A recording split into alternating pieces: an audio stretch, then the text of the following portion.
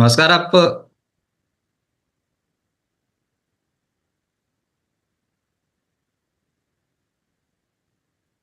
नमस्कार, आप देख रहे हैं बिस्तक का आफ्टरनून एडिशन लाइव बिज स्टॉक्स और देखते हैं बाजार की अभी हालत क्या है। 138 पॉइंट से 40 पॉइंट नीचे है निफ्टी। तो आज पंगा तो पड़ गया।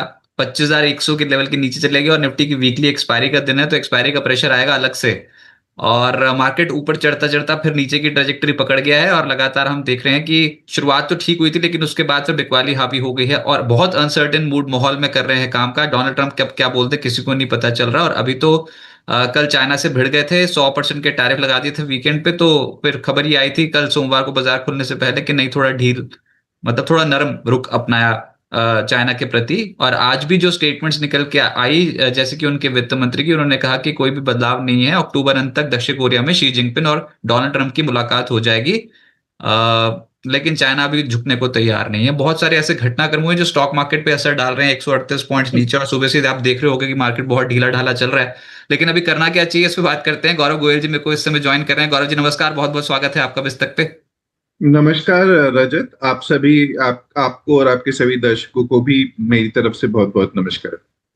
सर ये दिवाली से पहले मौका नहीं दे रहा बाजार दिवाली मनाने का। ये पूरे साल भी पैसा नहीं बना और दिवाली वाले हफ्ते में भी हिचकोले खा रहा है, बताओ।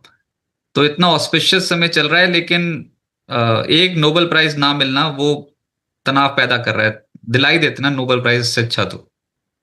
तो रजत देखिए, उनका देश तो बहुत अच्छा परफॉर्म कर रहा है। सबने बहुत अच्छा परफॉर्म किया है, अदर देन परहैप्स इंडिया। और इसके पीछे एक रीजन सिंपल है कि हमारे valuations in comparison to other countries were very very expensive. और ये जो पिछले एक साल में अगर हम दिवाली में संवत टू संवत देखें तो करीब 3.7% का राइज हुआ है हमारे मार्केट में, which is nothing in comparison to जो बाकी कंट्रीज में जो इंक्रीज हुआ है।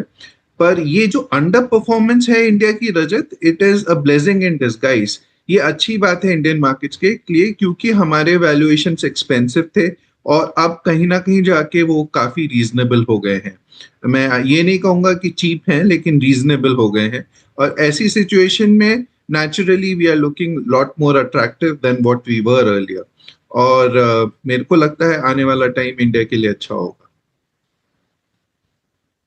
सर ये आपने बहुत बड़ी बात कह दी। आने वाला टाइम तो इंडिया के लिए अच्छा ही होगा लेकिन शॉर्ट टर्म में जो ट्रेडर्स आए हैं उनको क्या तनाव झेलना पड़ेगा अभी मार्केट में। ये हम नहीं ढंग से ऊपर चल पा रहे हैं तो क्या कोई बहुत डीप करेक्शन की उम्मीद आपको अभी लग रही है रिजल्ट सीजन में?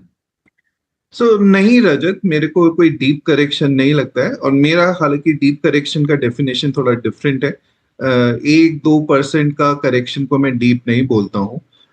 Deep correction in are long term language is करीब जब 20-25% का करेक्शन होता है, मेरे को जो दिखाई नहीं देता है। बट एनीवेज, मतलब मैं ये कहना चाहूंगा कि ये जो करेक्शन है, छोटा मोटा करेक्शन, जैसे आज ऊपर चढ़ने के बाद मार्केट नीचे आ गया, या कल जो है नीचे चढ़ने के बाद फिर से ऊपर आ गया, ऐसे इस तरह की जब सिचुएशन होती है, ये ट्रेडिंग मार्केट में लाजमी है रजत। ये होएगा। और खासकर जब हमारे पास एक दुनिया के जो शहंशाह कह सकते हैं मिस्टर ट्रम्प जैसा अनप्रेडिक्टेबल व्यक्ति हो, जो फ्राइडे को कुछ और बोले और संडे को कुछ और बोले, जिससे पूरा का पूरा मार्केट सिनेरियो को वो चेंज कर सकते हो। और आज रात को क्या बोलेंगे और आने वाले समय में क्या बोलेंगे किसी को नहीं मालूम है। सो वैसे भी सिचुएशन बहुत ही ज्यादा डायनेमिक है आज की डेट में। कभी यूएस रशिया का ट्रेड वॉर चल रहा है, इंडिया के साथ कुछ ना कुछ चल रहा है, या जियो पॉलिटिकल लेवल पे कुछ ना कुछ हो रहा है। दो दो वॉर चल रहे हैं। अभी भी मेरे को ऐसा नहीं लगता है कि हमास और पैलेस्टाइन और इसराइल का खत्म हो गया है। There is a peace initiative that has been put forward, जिसको ट्रम्प कह रहे हैं कि वॉर खत्म हो गया है। बट टू माय माइंड इतनी जल्दी नहीं खत्म होगा। There would be more fireworks coming in in future days. ये सब देखने वाली बात है। बट मेरे को लगता है कि ये सब चलता रहेगा। लॉन्ग टर्म पिक्चर के हिसाब से अगर हम इंडिया को देखें तो मेरे को इंडिया बहुत ज्यादा अट्रैक्टिव लगता है रजत। और अब पूरे सब मिला के अगर आप देखें, गवर्नमेंट, रेगुलेटर, सेंट्रल बैंक सब मिल के इंडिया की एक ग्रोथ ट्रैजेक्टरी को पुश करने की कोशिश में लगे हुए हैं। और फोकस भी कहीं ना कहीं अब इन्फ्लेशन से हटकर सेंट्रल बैंक का अब जो है ग्रोथ की तरफ आ गया है। प्लस इसके अलावा हमारी कंट्री की अपनी डेफिनेट एडवांटेजेस हैं इन टर्म्स ऑफ डेमोग्राफी। हम लोग डेमोक्रेटिक कंट्री हैं। हम लोग की अपनी इनहेरेंट बहुत सारी एडवांटेजेस हैं in terms of internal consumption, internal demand. और जो कुछ रिफॉर्म्स कंट्री में आज की डेट में हो रहे हैं, आई थिंक लॉन्ग टर्म में चल के ये बहुत फायदा देंगे। शॉर्ट टर्म में उठापटक रहेगी रजत, और इस सब को हमें डाइजेस्ट करने की आदत डालनी पड़ेगी। सर, इक्विटी शेयर बाजार से पैसा बनेगा या सोना चांदी से? रजत देखिए, सोना चांदी की एक अलग ही स्टोरी है। और हम लोग इस पे मैंने आपके साथ भी कई बार डिस्कशन किया है कि if I am positive in commodities, then there were only 3-4 commodities जो मैंने पहले भी आपके साथ मेंशन करी हैं: गोल्ड, सिल्वर, कॉपर एंड आपका आपका एल्यूमिनियम। इसके अलावा platinum has done very very well. So मैं इन पे काफी समय से बुलिश रहा था, और उसके पीछे सिर्फ एक ही रीजन है, जो मेन रीजन है खासकर गोल्ड और सिल्वर के राइज के पीछे, is that central banks across the world वो अपना जो रिजर्व्स हैं उनको डाइवर्सिफाई कर रहे हैं, और यूएस डॉलर से बाहर आकर, यूएस डॉलर एसेट से बाहर आकर वो गोल्ड और सिल्वर में इन्वेस्ट कर रहे हैं। उसके पीछे ये रीजन है क्योंकि यूएस को अब उतनी अच्छे ढंग से ट्रस्ट नहीं किया जाता है जितना पहले किया जाता था। और ये ट्रेंड मेरे मेरे हिसाब से आने वाले समय में कंटिन्यूड रहेगा।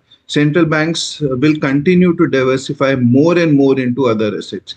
एक चीज और भी सोचने वाली बात है कि अगर कोई और अच्छी currency as a replacement to dollar available होती दुनिया में, तो शायद उसमें भी डाइवर्सिफिकेशन हो जाता। बट आज की डेट में कोई भी करेंसी दुनिया की डॉलर को रिप्लेस करने की क्षमता नहीं रखती है। ऐसी सिचुएशन में नेचुरल इंक्लिनेशन गोल्ड की तरफ हो जाता है और सिल्वर की तरफ हो जाता है। सिल्वर हमें गोल्ड से भी ज्यादा अच्छा लगता था। हमने एक साल पहले इससे रिलेटेड कॉल भी दिया था, हमें लग भी रहा था कि silver will out perform gold, क्योंकि सिल्वर के इंडस्ट्रियल यूजेस भी हैं other than it being a precious metal and store house of value. तो हमें सिल्वर हमेशा से अच्छा लगता था।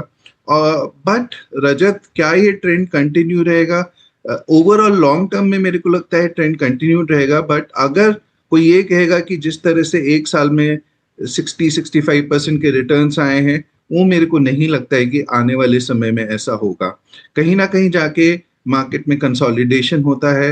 ये बहुत ही मेनियक वाली रैली हुई है प्रेशियस मेटल्स में, जिससे बहुत सारे डिस्टॉर्शंस भी हो गए हैं।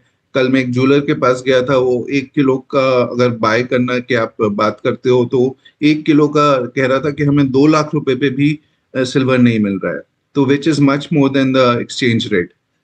तो ये कहीं ना कहीं बहुत ज्यादा डिस्टॉर्शन हो रहा है। There is a lot of premium in the physical market. ETFs के भी आप प्राइसेस देखें तो वो एक्सचेंज प्राइसेस से कहीं ज्यादा मूव ऊपर चल रहे हैं।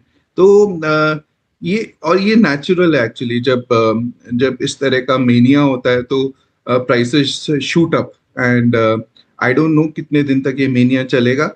But at this point of time I am not a buyer in gold and silver. But और मैं शायद, अगर मेरे पास अगर ये प्रेशियस मेटल्स है, may be 20 to 25% I book profits eight this point of time and let it continue. अगर market गिरता है बाद में, हम लोग शायद लोअर लेवल्स पे फिर से परचेज करेंगे। Between gold and equities, gold, silver and equities, my top choice at this point of time would be equities. तो इक्विटी में फिर क्या खरीदना चाहिए सर? और क्वार्टर टू रिजल्ट सीजन से आपकी क्या एक्सपेक्टेशन है? कौन से सेक्टर्स पे बेट लगानी चाहिए? रजत, मैं क्वार्टर टू क्वार्टर तो नहीं बता पाऊंगा, लेकिन मैं आपको ये जरूर बता सकता हूँ कि मेरे को क्या क्या सेक्टर्स पसंद है। और इन सब को मैं आपके दर्शकों को ये बोलूंगा कि इनको लॉन्ग टर्म के अवधि के हिसाब से सोच के देखें। मेरे को आज की डेट में distinction between large cap, mid cap and small cap करना मुश्किल है। लेकिन अगर हमें सेक्टर्स देखने हैं तो मुझे कंजम्पशन स्टोरी एक बहुत अच्छी लगती है।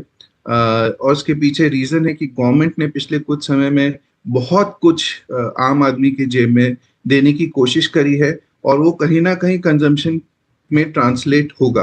और कंजम्पशन काफी समय के गैप के बाद हमें पॉजिटिव दिख रहा है, तो वैल्यूएशन पिक्चर भी वहां पे अट्रैक्टिव है। और हम कंजम्पशन को both rural and urban looks attractive to us. इसके अलावा हमें बैंकिंग एंड फाइनेंशियल स्पेस बहुत अच्छी लगती है। रीजन बीइंग, आप देख रहे हैं कि after all the efforts by government and the central bank, जहाँ पे रेट कट्स भी हो गए हैं और कॉर्पोरेट्स के लिए भी अच्छा सीजन मेरे को लगता है कि अर्निंग्स बॉटम आउट हो रही हैं। एक जो सबसे बड़ा इशू था वो क्रेडिट ग्रोथ का था, और कहीं ना कहीं क्रेडिट ग्रोथ मेरे को लग रहा है कि हमें ग्रीन शूट्स दिख रहे हैं क्रेडिट ग्रोथ में। और ऐसी सिचुएशन में banks and financial space including NBFCs, ये अच्छा करना चाहिए, इनके लिए अच्छा टाइम आ रहा है। और बैंकिंग स्पेस में आप देखेंगे आजकल, आज की डेट में कोई मेजर इश्यूज नहीं है जैसे पहले हमारे समय में। पहले 8-10 साल पहले अगर आप देखें तो हम लोग डेट से प्लेग थे बैंकिंग सेक्टर में, एनबीएफसी सेक्टर में भी बहुत इश्यूज थे। आज की डेट में इट ऑल लुक्स अट्रैक्टिव, तो banking and financial space looks good to us. इसके अलावा रजत, एक जो tech based new age sectors हैं, तो वो हमें बहुत अट्रैक्टिव लगते हैं। फॉर एग्जाम्पल, मैं ये नहीं कह रहा हूँ कि ये स्टॉक लेना चाहिए, बट जैसे डिलीवरी स्पेसेस हो गया, या क्विक कॉमर्स स्पेस हो गया आपका, या फिर रिसाइकलिंग स्पेस हो गया, या फिर आपका आर्टिफिशियल इंटेलिजेंस रिलेटेड स्पेस हो गई, या फिर आपके डेटा सेंटर्स हो गए, ग्लोबल कैपेबिलिटी सेंटर्स हो गए, जीसीसीज जिनको बोलते हैं। सो मेरे को ये सब भी बहुत अच्छे लगते हैं, और ये लॉन्ग टर्म ट्रेंड है रजत, मेरे को बहुत अच्छे लगते हैं। आई थिंक हम जो लॉन्ग टर्म का निवेश के हिसाब से सोचते हैं, उनको ये सब स्टॉक्स लंबे समय के लिए रखना चाहिए। एक और जगह जो मेरे को बहुत पसंद है वो है वो आपके एक्सचेंज रिलेटेड इकोसिस्टम है। जैसे आपका खासकर जो कैपिटल मार्केट रिलेटेड एक्सचेंजेस हैं, मेरे को बहुत अच्छे लगते हैं। आई थिंक लंबे समय के लिए अगर उसमें निवेश करके रखा जाए, as India grows and our economy grows and, और हमारा जिस तरह से जीडीपी ग्रोथ होगी आने वाले समय के लिए, I think more and more Indians will start participating in capital markets, and this would all be good for Indian economy and Indian investors. Sir, आज की लिस्टिंग बहुत ही धमाकेदार हुई एलजी इलेक्ट्रॉनिक्स की। इस लिस्टिंग पे आपकी राय, और जिनको भी अलॉटमेंट होगी वो क्या करें, और क्या भी फ्रेश इन्वेस्टमेंट कर सकते हैं एलजी इलेक्ट्रॉनिक्स पे, या फिर बहुत दौड़ गया? 50% प्रीमियम पे हुई है लिस्टिंग। सो रजत, एक्सपेक्टेड लेवल्स पे हुई है। भी हमें ऐसा ही एक्सपेक्टेशन था कि एलजी इलेक्ट्रॉनिक्स इन्हीं लेवल्स के आसपास होगी। One thing good about this issue was कि इन्होंने वैल्यूएशंस काफी अट्रैक्टिव रखे थे as compare to the peers, और इसी वजह से आप देखोगे कि देयर वाज रिकॉर्ड सब्सक्रिप्शन इसमें। लोगों ने काफी हद तक इन्वेस्ट किया। हर कोई लकी नहीं था, हर एक को मिला नहीं है एलोकेशन, बट जिसको भी एलोकेशन मिला है, congratulations to all of them. मेरे को लगता है ये अच्छी कंपनी है, इसे आप लंबे समय के लिए निवेश के लिए रख सकते हैं।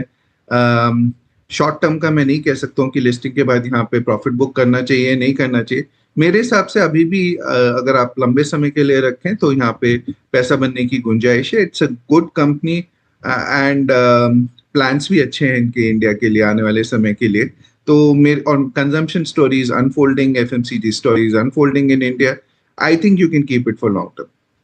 मैं ऐसा करता हूँ कि अब चार्ट्स भी लगा देता हूँ स्क्रीन पे, और बहुत सारे व्यूअर्स हमारे साथ जुड़ चुके हैं, पूछना चाहते हैं सवाल, और उनके पास भी चलेंगे। मार्केट की आज तो शेप बिल्कुल ही डिस्टॉर्टेड है, मतलब बहुत ही ज्यादा बिकवाली है। और आज जो ट्रेडर्स हैं जो लॉन्ग करके गए थे सुबह, उनको झटका लगा। अब नेगेटिव साइड पे है मार्केट, और ये नेगेटिविटी के बीच में हो ही रहा है कि एक्सपायरी का प्रेशर वो अलग से 25,200 की कॉलें बहुत बिकी, 25,100 की बहुत बिक रही है, और मार्केट अपना अगला सपोर्ट जोन टेस्ट कर रही है, दैट इज 25,045। 25,040 हम यही समझ रहे थे कि यही लेवल आएगा, और बिल्कुल वहीं तक ही पहुंचती हुई नजर आई। देखते हैं, बचा तो सकते नहीं है, जाते जाते ये लेवल भी निकल जाएगा। एज अ ट्रेडर थोड़ा सा कॉशियस रहें आज के सत्र में। आज मार्केट की हालत थोड़ी नाजुक है, लेकिन ऑल डिपेंड्स कि आप छोटे समय के लिए इन्वेस्टेड हो या फिर लॉन्ग टर्म प्ले कर रहे हो। ओके, और अभी के हिसाब से अक्रॉस द बोर्ड बिकवाली तो है, लेकिन कुछ स्टॉक्स जो चल रहे हैं सर, उसमें आईटी का ही नाम आ रहा है बार बार, और आईटी स्टॉक्स रिजल्ट से पहले सरेंडर नहीं कर रहे हैं। आपकी क्या राय है आईटी स्टॉक्स पे? आज टेक महिंद्रा, विप्रो और एचसीएल टेक आधे फीसदी से 1.25% ऊपर चले गए। एचसीएल टेक के रिजल्ट्स के बाद खुला तो ऊपर था, लेकिन टिक नहीं पाया। आपकी राय पूरे IT sector? So Rajat, this is another sector जिसपे हम लोग अब पॉजिटिव होते जा रहे हैं। मैंने आपको पहले पिछले एक महीने से, एक दो महीने से मैं आपको ये बात कह रहा हूँ कि हम लोगों को आईटी में एक रिवाइवल दिखता है। और कहीं ना कहीं उसको इतना सप्रेस किया हुआ था आईटी सेक्टर को, because of what ever global events जो हो रहे थे अक्रॉस अक्रॉस द वर्ल्ड। और उसमें ऐसी सिचुएशन में आर्टिफिशियल इंटेलिजेंस ही सब कुछ हो गई थी, और कहीं ना कहीं हमारी कंपनीज उस पूरे प्रोसेस में, उस पूरे एज अ कॉन्सिक्वेंस सफर कर रही थी। तो देखिए, हमारी कुछ कंपनीज जो टॉप कंपनीज हैं, even the mid cap IT sector is extremely robust and good. हालांकि वहाँ पे मार्जिन प्रेशर वगैरह है आज की डेट में, लेकिन हमें क्या लगता है कि उसको इतना सप्रेस कर दिया गया है इन कंपनीज को over a period of time. और इन्होंने इतना सफर किया है पिछले लास्ट 2-3 साल में। आप देखें तो यहाँ पे रिटर्न्स नेग्लिजिबल ही रिटर्न्स रहे हैं। तो ऐसी सिचुएशन में अब इनके वैल्यूएशंस अट्रैक्टिव दिख रहे हैं हमें। मेरे को लगता है आने वाले समय में they will perform much much better. हम लोग पॉजिटिव हैं आईटी सेक्टर पे गोइंग फॉरवर्ड। आनंद राठी वेल्थ के आपको नतीजे कैसे लगे? आज ये स्टॉक 10-11% चढ़ गया पोस्ट रिजल्ट्स। इतने धमाकेदार रिजल्ट्स थे क्या? सो रजत, पूरा जैसे मैंने आपको बताया, वेल्थ सेक्टर हमें बहुत अच्छा लगता है। दिस इज अ सेक्टर जहाँ पे इसकी importance over a period of time will continue to grow more and more. और इस वेल्थ सेक्टर में आप देखेंगे अभी बहुत कम इंडियंस जो है वेल्थ सर्विसेज को यूज करते हैं। और जैसे जैसे हम लोग ग्रो करेंगे, हम लोग एक डेवलप्ड इकोनॉमी की तरफ बढ़ते जाएंगे, this sector will become very very big. more and more people will start using wealth services. Or Anand Rathi Wealth has continued to deliver superior returns in last couple of years, और इन्होंने बहुत अच्छा perform किया है। रजत, मेरे को ये company बहुत अच्छी लगती है। Management is good, people who are running the show are fairly good, और स्टॉक जो है in itself has performed very very well. मेरे ख्याल से अगर आप देखिए, एक साल का चार्ट भी देखेंगे तो आपको दिखाई देगा। इनफैक्ट मार्च में करीब 1500 कितना या 1600 के आसपास पे ये ट्रेड कर रहा था, and it has practically doubled from there in last what 6-7 months. और ऐसी सिचुएशन में प्रॉफिट कैगर इनकी ऑलमोस्ट 37% पे। मेरे को आनंद राठी बहुत अच्छा लगता है। आरओईज, आरओसीज, प्राइस अर्निंग मल्टीपल थोड़ा महंगा हो गया है, लेकिन बट स्टिल मेरे को बहुत अट्रैक्टिव लगता है। तो at this point of time perhaps wait for a correction to re enter into this stock, but अगर आपके पास है तो उसे continue to hold for a long period of time. Okay, अब सभी व्यूअर्स के पास चलते हैं। तरुण गोयल जी पहले व्यूअर, उनका सवाल टाटा कैपिटल पे है। आईपीओ लॉट हो रखे हैं और पैसा अभी बना नहीं है। हाँ, तो रजत, इट वाज वेरी एविडेंट जब इनका आईपीओ आया था, तो ये it was meant for a long term play. जिसने भी इसे शॉर्ट टर्म के लिए इसमें पैसा लगाया है, तो वहां पे पैसा बनने की बहुत कम गुंजाइश थी। But from a long term perspective this company looks extremely good. अगर आप लॉन्ग टर्म का नजरिया रखते हैं तो हम लोग overall banking, financial, NBFC space में पॉजिटिव हैं। एंड टाटा कैपिटल मेरे हिसाब से आने वाले समय में अच्छा करेगी। अगर आप लॉन्ग टर्म प्लेयर हैं, please continue to stay invested in Tata Capital. पर अगर आप हफ्ता 10 दिन, महीने भर का रिटर्न सोच के बैठे हैं, तो आई एम नॉट सो श्योर कि ऐसा कुछ भी होने वाला है स्टॉक में, या फिर मार्केट्स ऐसा कुछ परमिट करेगा कि इसमें आपको इमीडिएट गेन्स बन जाए, तो फिर मिल जाए, then it is. Long term मतलब कि फिर लंबे समय के लिए, अगर मतलब अगर फंस भी गया तो फिर आपको होल्ड करना पड़ेगा, जैसे कि बजाज हाउसिंग में हुआ और जैसे कि एचडीबी फाइनेंशियल में हुआ। Long term means long term, then उसके बाद या तो फिर आप। Rajat, you are absolutely correct. Long term is actually long term. मेरे मेरे नजरिए से देखेंगे तो कम से कम 3 से 5 साल का नजरिया होना चाहिए। इस बीच में आपको रिटर्न्स मिल जाए, you want to play around, then you can continue to do that. But long term is essentially long term. उसमें आपके फंडामेंटल्स प्ले करते हैं, टेक्निकल्स प्ले नहीं करते हैं। तो टेक्निकल तो राय वैसे भी मैं नहीं दे पाऊंगा, because I am not a technical expert. But fundamentally it's a good company, it's a good brand name. आप भी जानते हैं टाटा का नाम एसोसिएटेड है। It's a very good company. They have done extremely well in last few years. But आपको wait करना पड़ेगा फंडामेंटल्स को रियली प्ले आउट करने में। Things will happen over a period of time. Quick money के लिए मेरे पास कोई सोल्यूशन नहीं है, ना कोई मैजिक पिल है इसके लिए. ओके देन कैम्स 3827 ये तो स्प्लिट भी होगा. कैम्स की मैनेजमेंट ने बोल दिया कि ये स्टॉक स्प्लिट होगा. आपकी राय? So CAMS is a good company Rajat, मेरे को अच्छी लगती है. आपको मालूम ही है ये they are into distribution, they provide investor services and asset management company services. तो it's a good company. However थोड़ा सा हाई से काफी करेक्टेड है, but that is the time when मेरे हिसाब से it looks attractive because valuation correction हो चुका है स्टॉक में, और अच्छा लगता है. If you are a long term player, then मेरे हिसाब से उस पर्सपेक्टिव से it is a good company. तो आप इसमें अगर आप इन्वेस्टेड हैं then you should stay invested. Even I don't mind start nibbling into this stock at the current prices. Anil Aneja ji बोल रहे हैं मोतीलाल ओसवाल ब्रेकआउट आ रखा है. सर आपकी राय, फंडामेंटल कैसा लगता है मोतीलाल ओसवाल? सो रजत, जैसे मैंने कहा, मेरे को ये इस तरह की कंपनीज जो वेल्थ मैनेजमेंट में है या म्यूचुअल फंड डिस्ट्रीब्यूशन में या कैपिटल मार्केट्स रिलेटेड कंपनीज जितनी हैं, मेरे को बहुत अच्छी लगती हैं. Motilal Oswal is a very good player. It has done extremely well in last few years. Compared to a lot of their peers, they still trade at very reasonable valuations. तो मेरे को ये अच्छी कंपनी लगती है. I think if there is an investor who's invested, stay put, and you can start buying into this company if you're already looking to purchase in it. I think it's a good stock you can keep for a long period of time. It is इसकी CAGR growth भी करीब profit CAGR growth is almost 68-69%.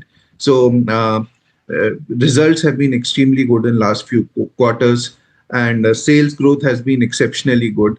Operating profit भी अच्छा बहुत तेजी से पिछले कुछ समय में बढ़ा है. And this sector overall, Rajat, is growing very very fast. और आने वाले समय में इसका कोई वो नहीं दिख रहा है कि ये ग्रोथ ट्रैजेक्टरी इस सेक्टर की कम हो जाएगी या स्टॉप हो जाएगी. As India grows, this sector will become big and big. तो मेरे को ये सेक्टर, जैसे मैंने आपको पहले बताया, मुझे बहुत पसंद है. I think long term trends के हिसाब से this is a definite hold for in my books. Redington का शेयर लेकिन वो पूछ रहे हैं शॉर्ट टर्म के लिए, आपकी सलाह क्या रहेगी? तो Rajat, Redington is a good stock, but short term पे तो मैं नहीं दे पाऊंगा. बट मैं ये जरूर कहना चाहूंगा, रेडिंगटन एक आईटी एंड मोबिलिटी डिस्ट्रीब्यूशन में, पर्टिकुलरली आईफोन्स वगैरह में काफी बड़ी अच्छी कंपनी है. Valuations are very very good, and I think तो शॉर्ट टर्म के लिए तो मैं हाथ जोड़ के माफी चाहूंगा क्योंकि मैं ओपिनियन नहीं दे सकता हूँ. शॉर्ट टर्म में बहुत सारे फैक्टर्स होते हैं जो इन्फ्लुएंस करते हैं, which are beyond control of anybody. तो यू कैन टेक आप किसी ओपिनियन ले सकते हैं, एडवाइस कर सकते हैं, ले सकते हैं टेक्निकल चार्टिस्ट से. As far as long term is concern, and long term मेरे लिए कम से कम 3 से 5 साल का होता है, और लंबा नजरिया हो तो और भी अच्छा है. उस हिसाब से Redington falls in that bracket, and it's a slow mover, but अच्छी कंपनी है. आप इसे लंबे समय के लिए डेफिनेटली रख सकते हैं अपने पोर्टफोलियो में. सुपर चैट में पैसे दे के सवाल पूछ लिया, 40 रुपए खर्च कर दिए. हमारे और भी प्लान्स हैं, प्लीज वो देख लो यूट्यूब पे जाके. बार बार 40 रुपए मत खर्चो आफ्ताब अहमद जी. लेकिन उन्होंने ये बोला है कि वो स्टॉक भी ऐसा. सर आप ये ट्रैक करते हो, एक बार देखो तो. कौन सा स्टॉक है? पहले मैं लिखूं तो सही, मेरे को स्पेलिंग ही नहीं आते. सर स्पेलिंग ही नहीं आ रहे. देवांगरी करके है. नहीं नहीं Rajat, I don't track. Sir कोशिश करते हैं, पैसे दे दिए उन्होंने. Davangere sugar company, DAVANGERE sugar company, Davangere sugar. अगर ये नहीं तो फिर शुगर में फिर क्या? वो बोल रहे हैं कि कितने रुपए पे ले लिया? सो रजत, फर्स्ट 3 रुपए ऑफ ऑल, मांग ये देवांगरी शुगर को तो मैं ट्रैक नहीं करता हूँ. Neither I have heard much about this company. Overall sugar stock पे I am not very positive Rajat. तो मैं, और काफी समय से, it is a very cyclical sector. तो ये सेक्टर्स, अगर कोई सेक्टोरल टेलविंड्स आ जाती हैं तो it starts performing. As of now मेरे को कोई ऐसा सिग्निफिकेंट टेलविंड इस सेक्टर में नहीं दिखाई देता है. बट आप सिक्लिकली प्ले कर सकते हैं. If there is some news coming around, let's say government regulations, और for that matter internationally Brazil बहुत बड़ा प्लेयर है शुगर का। तो ऐसी सिचुएशन में कई बार जैसे ब्राजील वगैरह में ड्रॉट आ जाता है तो शुगर प्राइसेस बढ़ने लगते हैं, कंपनीज को पॉजिटिव इम्पैक्ट होता है। पहले एक बहुत बड़ा प्ले होने लगा था शुगर में, वेरिन ये कंपनीज जो हैं अपना जो एथेनॉल में जो डाइवर्जन कर रहे थे, इससे इनको काफी बेनिफिट हो रहा था। बट अब that story has tapered down Rajat. तो ऐसी सिचुएशन में मैं थोड़ा अवॉइड करूंगा शुगर सेक्टर को। और अगर आप शॉर्ट टर्म के लिए प्ले देख रहे हैं, then I am not the right person to answer your question. ये तो इतना सोच के लिया भी नहीं होगा अगर 3 रुपए का शेयर लिया होगा तो। हाँ। इतना तो ये सर अभी तो ये हर साल 12-11 करोड़ रुपए का प्रॉफिट कमाती है कंपनी। अच्छा अच्छा, आई हैव नो आइडिया रजत, मैं इसको ट्रैक ही नहीं करता तो इस कंपनी को सही बिल्कुल भी। बात। तो एक तो 40 रुपए भी गए और ऊपर से स्टॉक भी गलत खरीदा हुआ है, तो कुछ बेटर 40 रुपए का क्या इसमें वो है रिलेशन रजत? सुपर चैट पूछ सकते हैं ना, 40 रुपए यूट्यूब पे देख के लाइव अच्छा सुनो अच्छा अच्छा होता है अच्छा अच्छा, सो आई हमारे। आई आई मैं इंडल्ज ही नहीं करता हूँ इन सब चीजों में।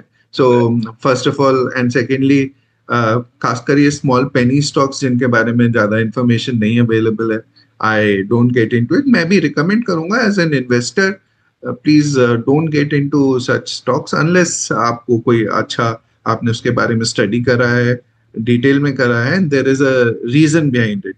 तो फंडामेंटली मेरे को तो लगता है कि आप अगर आपको कोई सेक्टर में लेना भी है, शुगर सेक्टर में भी अच्छी कंपनीज हैं, आप उनको एक्सप्लोर कर सकते हैं। तो अगर आपको लेना भी है, my personal views on sugar are let's say negative about okay it, but अगर आपको शुगर सेक्टर में भी लेना ही है, then probably you can choose much better companies. Okay.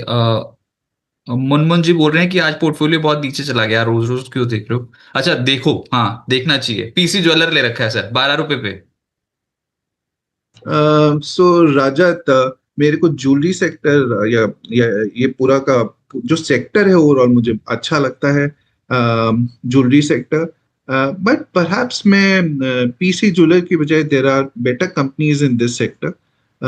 For example, I am just taking the names, it's not necessarily a recommendation, but there are some other leading companies in this sector. जैसे Kalyan jewellers हो गया आपका, ये PN Gadgil हो गया, या फिर for that matter Titan हो गया आपका। I think there are much better players than PC Jewelers that are available. So ये तो थोड़ा PC Jeweler के बारे में कुछ corporate issues भी थे इनके पहले, साथ में अभी भी it is really languishing। जो fundamental इनके attributes हैं, they don't look good। तो मेरे को लगता नहीं है, it could be more of a punt stock रजत, जहाँ पे आप लेके गैम्बल कर सकते हैं। इस तरह का सेक्टर, इस तरह का स्टॉक है। But overall, on the jewelry side, I am very bullish, Rajat. I think over a period of time, this sector will do exceptionally good. तो मेरे को उसमें कोई इशू नहीं है, चाहे आपका पीएन गाडगिल हो या कल्याण ज्वेलर्स हो या टाइटन एज अ कंपनी हो। I think these are all good stocks to go forward with. Even एक अभी आईपीओ भी आया था, ब्लू स्टोन का आया था। तो ये सब कंपनीज को आप स्टडी करके and then you can take a call. Okay, उसके बाद है JWL, रेलवे वाला स्टॉक, ये भी ले रखा है सर। जे JWL जुपिटर वैगन की बात करें, जुपिटर वैगन्स, यस। तो Jupiter wagon is a good company Rajat amongst the railway sector. मेरे को जुपिटर वैगन अच्छा लगता है, बट मेरे लिए railway sector is not really a big buy at this stage Rajat. So मैं instead of railway sector I might prefer, अगर मेरे को पब्लिक सेक्टर एंटिटीज में जाना है या गवर्नमेंट रिलेटेड सेक्टर्स में जाना है, I might not prefer, maybe I might prefer defense over railways. So railways ko as of now I would not venture into it, but Jupiter wagons amongst the railway sector is a good play. So थोड़ा distinction समझने की कोशिश करिएगा कि Jupiter wagons railways में हमें अच्छा लगता है, लेकिन रेलवे सेक्टर पे हम अभी थोड़ा सा होल्ड पे रखेंगे। ओके। जी के ऊपर बहुत प्रश्न आ रहे हैं सर, लकीली आपके पास बहुत अच्छे अच्छे सवाल आ रहे हैं, हमारा उसमें कोई योगदान नहीं है। अब जी भी बता दीजिए, जी पे क्या करें, पूरी मीडिया इंडस्ट्री को अंडर परफॉर्म कर रहा है। सो राजत, देखिए there are lot of headwinds इस जी में।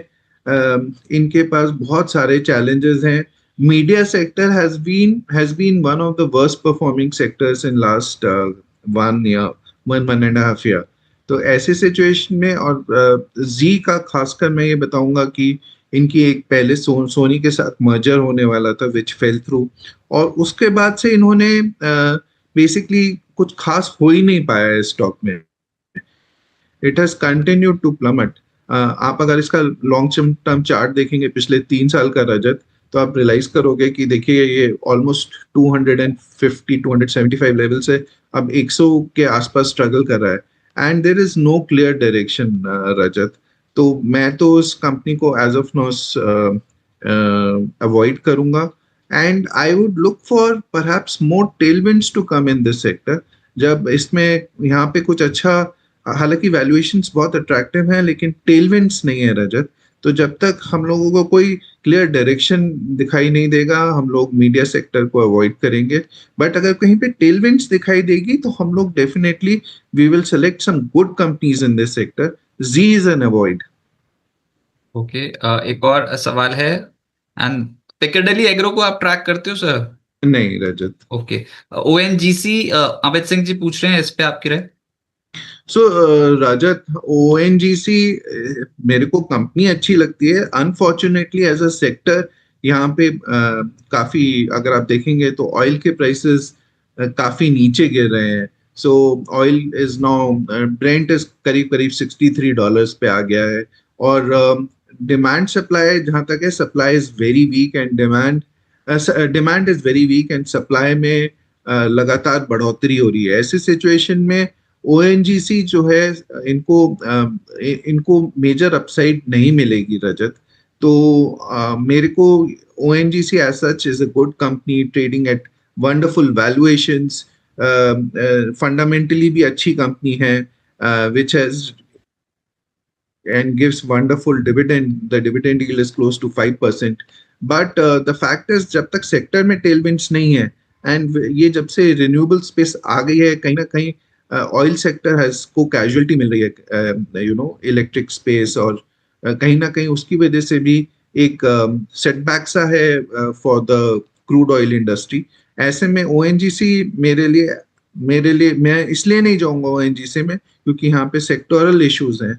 जब तक हमें ऑयल में अपसाइड नहीं दिखाई देगी तब तक हम इस सेक्टर में जाना, इस और खासकर ओएनजीसी को लेना is not something that I would advise. On the other hand, मेरे को ऑयल मार्केटिंग कंपनीज बेटर लगती हैं रजत.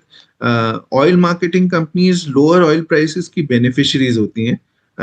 द लीडिंग कंपनीज जैसे हमारे यहाँ, आपके यहाँ HPCL हो गया या BPCL हो गई, they are more beneficiaries of this fall in crude prices. So I would prefer those companies as against ONGC. Sir, Dixon technology Krishna Rathore ji पूछ रहे हैं, इस शेयर पे अभी क्या करें? So रजत, इसे अगेन मैं दो तरीके से देखूंगा. The sector is very good और एक इंडिया ने इसमें अपने आप में एक अच्छी खासी पहचान बना रही है in electronic manufacturing services space. और Dixon technology is one of the leading companies in India और ये बहुत अच्छा काम कर रहे हैं. प्राइसेस पीछे कुछ समय में ऑलमोस्ट क्लोज टू हाई पे आ गए थे. It has given wonderful returns. आप इसका एक बार चार्ट देखिए Rajat, if you can just look at the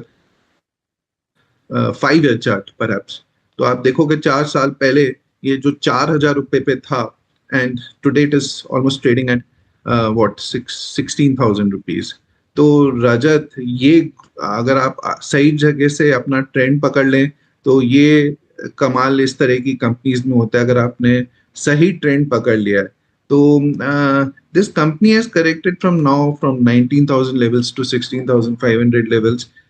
हालांकि वैल्यूएशंस इसमें एक्सपेंसिव हैं, पर मेरे को लगता है आने वाले कुछ समय में हमेशा एक्सपेंसिव रहेंगे क्योंकि ये सेक्टर ऐसा है जहाँ पे सिग्निफिकेंट टेलविंड्स हैं हमारी इंडियन कंपनीज के लिए. There are bigger global players like Samsung हो गया आपका या एप्पल हो गया, ये लोग अब इंडिया में मेजर ढंग से मैन्युफैक्चरिंग कर रहे हैं. और ये कंपनीज जैसे डिक्सन हो गया या केन्स हो गया या सिरमा हो गया, ये सारी की सारी कंपनीज अब have been a big beneficiary of this manufacturing that has started in electronic space in India, और गवर्नमेंट की PLI स्कीम से भी इनको बहुत बेनिफिट्स मिला है. आने वाले समय में I think this trend will continue and become much much बिगर.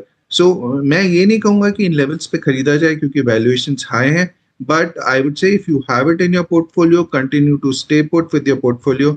अगर कोई मीनिंगफुल करेक्शन होता है, please enter, you can enter into these companies.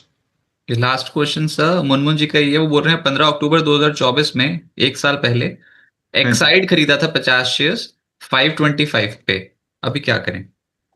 So Rajat, Exide actually अगर आप देखो तो it has underperformed significantly in last couple of years, and particularly last 1 year. अगर आप एक साल पहले का देखेंगे चार्ट तो आप रियलाइज करेंगे ये अपने टॉप से करीब, which was 533, it has come down to something like 392 levels at this point of time. और इसमें कोई मेजर अपसाइड के पोटेंशियल मुझे देख नहीं रहा है रजत. सो ऑल दीज बैटरी जो स्टोरेज की स्पेस है, जो ट्रेडिशनल ढंग से ऑपरेट कर रहे थे, सो वो जो है I am not positive on that. But आजकल का जो न्यू एज ट्रेंड है वेर इन बेस्ट जो आ गया है, उसके हिसाब से I think the new age battery storage companies are in thing. But जैसे एक्साइड हो गया, एमरॉन हो गया, उसके लिए मैं I am not very positive on these companies. So मेरे लिए इनमें सिग्निफिकेंट एडवांटेजेस आगे चल के नहीं दिख रही हैं. थोड़ा सा टॉप लाइन और bottom line has also been sluggish in last few years. तो I would like to see them change fundamentally in years to come. इनके आगे के प्लान्स मुझे देखने पड़ेंगे कि कैसा अपना मैनेजमेंट क्या बोलता है, उनका विजन क्या है आगे चलने के लिए, and then only I will take a call in these companies. As of now मेरे लिए it is a clear avoid, या फिर not something that needs to be kept in the portfolio right now. Sir अभी निकुंज जी बोल रहे हैं global markets are tanking, मतलब बहुत स्पीड से नीचे आ गए क्या? यूरोपियन मार्केट्स की कमजोर शुरुआत हुई है आज, और जहां मैं देख पा रहा हूँ वहां पर कैक डैक्स 1% के आसपास टूटे हुए हैं, और डाउ फ्यूचर्स नैस्डैक फ्यूचर्स मेरे ख्याल से अब लाल निशान में ही है, और सोना चांदी भी, अच्छा सोना तो भी ऊपर, नहीं नहीं, ये हुआ ये है कि आज इंट्राडे में सोना जितनी रफ्तार से ऊपर गया था दिस में, उसके बाद एकदम से झटका लगा, और Yeah, ऐसे Rajat, थोड़ा सा करेक्शन आया है चांदी में मार्केट भी। में. इवन इन हाँ। Gold and silver from the top there has been some correction. Silver के प्राइसेस ने भी टॉप से थोड़ा सा करेक्ट हुए, 2-3% का करेक्शन आया है. इसी तरह से गोल्ड के प्राइसेस में भी थोड़ा सा फर्क आया है. यूरोपियन मार्केट्स में नेगेटिव ओपनिंग हुई है. Most of the indices, global indices are trading negatively. Even US futures भी नेगेटिव में ट्रेड कर रहे हैं. तो पिक्चर थोड़ी रेड है, and I think maybe because of this Indian stock markets have also come down, plus it's an expiry day, तो उसकी वजह से थोड़ा डबल वैमी हो जाता है. तो वाइल मैं एग्जैक्टली तो नहीं कह सकता हूँ कि कैसा रहेगा टेक्निकल्स में के हिसाब से क्या रहेगा, I am not very sure about that. But overall आज का ट्रेंड नेगेटिव ही लग रहा है. Let us see what happens in times to come. But I think any significant अगर कोई करेक्शन आता है ना, तो मेरे को लगता है रजत अच्छा अपॉर्चुनिटी होगा to get into markets, and all those people who have missed out should actually look at getting into the markets if there is any decent correction happening in the market. जैसे मैंने आपसे पहले कहा और आपके सभी investors को मैं दोबारा कहता हूँ, आप विश्वास रखिए, आप जिस कंट्री में हैं इंडिया में, it is a golden period for Indian markets. Next 10 years और 15 years अगर हम लोग इमीडिएट शॉर्ट टर्म ट्रेंड को देख के, जहाँ पे हमें बहुत सारी प्रॉब्लम्स दिखाई देती हैं इंडिया में, वेदर इट इज रोड्स, हमारा आम जिंदगी में बहुत स्ट्रगल्स रहती हैं, बहुत सारे इश्यूज रहते हैं, हमारी पॉलिटिक्स ऐसी है या वो सब है, अगर उसको हम लोग नजरअंदाज करके एक हेलीकॉप्टर व्यू लेके देखें इंडिया के ऊपर, तो मेरे को अगर आप पूरे दुनिया में घूमेंगे तो आपको इंडिया से अट्रैक्टिव डेस्टिनेशन नजर नहीं आएगी from a long term perspective. मैं एक और चीज कहना चाहूंगा, there is a power shift happening globally, जहाँ पे यूएस से बैटन शिफ्ट हो रहा है टू चाइना, बट आने वाले कुछ समय बाद, कुछ दशकों बाद, ये पैटर्न फिर से शिफ्ट होगा, and that shift will be from China to India. आज की डेट में ये सुन के कभी कभी हास्यास्पद भी लगता है, कंसिडरिंग हमारी स्ट्रगल्स का, डेली लाइफ का, कि ऐसा हो सकता है क्या हम वर्ल्ड लीडर बनेंगे। और ये मैं पॉलिटिकल स्टेटमेंट नहीं दे रहा हूँ, ये nothing to do with politics की ये गवर्नमेंट है इसकी वजह से, कोई भी गवर्नमेंट हो। आई थिंक इंडिया की story is unparalleled, and over a period of time we will become very big. So most of the returns in future are, ये अभी हाइंडसाइट में जो भी कुछ हमने इन्वेस्टर्स ने बनाए कुछ भी नहीं है, आने वाले समय में बहुत रिटर्न्स मिलेंगे अगर आप सही ढंग से इन्वेस्ट करेंगे। There is a lot of money to be made in Indian markets. SIPs करिए, अच्छी कंपनीज में इन्वेस्ट करिए, अच्छे प्रमोटर्स के साथ इन्वेस्ट करिए। Look at the bigger trends जहाँ पे मेगा ट्रेंड्स प्ले आउट कर रहे हैं, India is going to become much much bigger. Please fundamentally अगर आप लॉन्ग टर्म के अच्छे ढंग से इन्वेस्ट करेंगे, आप निराश नहीं होंगे, आप will and up making tons of money. आपका फ्यूचर बहुत अच्छा रहेगा, आपका फ्रॉम अ वेल्थ पर्सपेक्टिव बहुत अच्छा रह सकता है। राइट गौरव सर, बहुत शुक्रिया आपका हमारे साथ जुड़ने के लिए। कोई डिस्क्लेमर आपकी ओर से? हाँ हाँ जी रजत, मैं एक सेबी रजिस्टर्ड इन्वेस्टमेंट एडवाइजर हूँ। सो हम लोग जब भी इन्वेस्टर्स को कोई भी एडवाइस देते हैं, हम उनका पूरा पोर्टफोलियो चेक करते हैं, उनका रिस्क प्रोफाइलिंग करते हैं, और तभी अकॉर्डिंगली फाइनेंशियल प्लानिंग करते हैं। उसके हिसाब से एसेट एलोकेशन के बेसिस पे ही एडवाइस करते हैं। तो मैंने यहाँ पे जो कुछ भी डिस्कस किया है, मैंने इंडिविजुअल इन्वेस्टर्स का तो प्रोफाइलिंग वगैरह चेक नहीं किया है। सो इसीलिए मैं, हो सकता है कि आप लोग जो हैं इस पे आप अच्छी अपने ढंग से खुद रिसर्च करें और उसी के हिसाब से अपना निवेश करें। ये भी हो सकता है कि हमारा जिन स्टॉक्स के बारे में हमने डिस्कशन किया है उसमें हमारा निजी निवेश हो, या हमारी फैमिली का निवेश हो, या फिर हमारे क्लाइंट्स ने इन्वेस्ट किया हो सकता है हम बायस भी हो। सो प्लीज अपना अच्छे ढंग से ड्यू डिलिजेंस करें। राइट सर, बहुत शुक्रिया आपका हमारे साथ जुड़ने के लिए और मार्केट्स पे अपनी राय व्यक्त करने के लिए बहुत बहुत शुक्रिया। Thank you sir. Thank you Rajat.